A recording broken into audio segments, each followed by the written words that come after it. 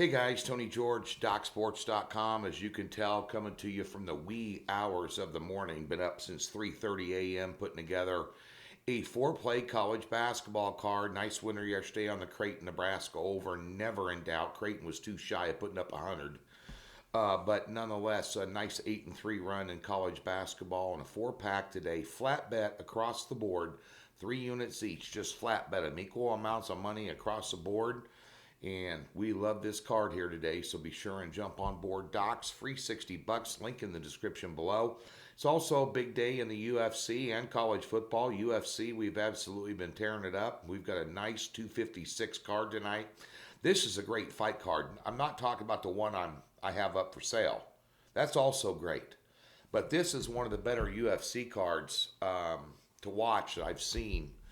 And some pretty good matches, which provides value with cheaper numbers because things are always real chalky in the UFC. We've got a 7-unit top pick on a 4-pack tonight, 2 over and unders on rounds and 2 sides in fights.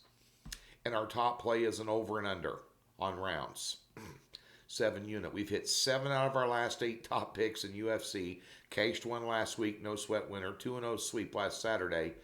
And we've hit 10 out of our last 13 cards in UFC. Right there, Doc Sports. Also today, a triple header in college football, the 6-unit top play. We've hit 5 out of the last 6 weeks. We've hit our top play on Saturday in college football. And so we'll get it done for you there in college football. And, of course, quickly, without any hype, tomorrow is one play only in the NFL. And it is my only 8-unit game of the year in the NFL tomorrow. And I threw a 2-team teaser on there as well for 4 units, which is golden. But this is it tomorrow, big one. So that being said, let's get to your free plays and numerous games I want to discuss. I'm going to leave college basketball out of it. I kind of did like Florida early. They're way early today playing Florida State. They were catching a couple of points last I checked, but it's too early to put out. But that's really the only college basketball game I'm going to discuss.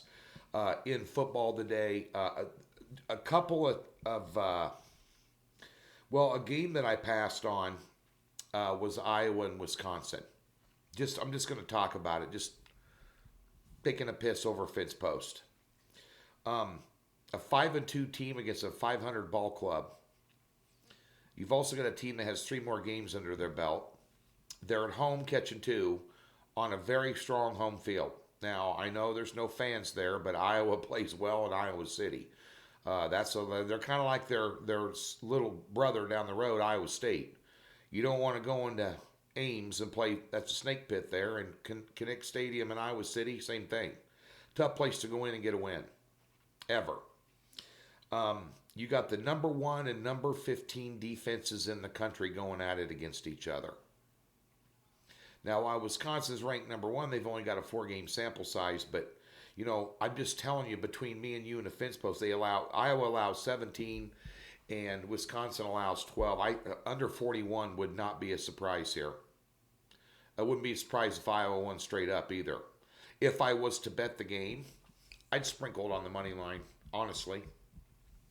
And I kept asking myself all week long what my beloved Nebraska Cornhuskers were doing laying 10.5 to anybody. But I'll tell you what, Minnesota is awfully shorthanded coming into this game against Nebraska. That's why that line is there. I don't know if they can still cover it, but, 2-win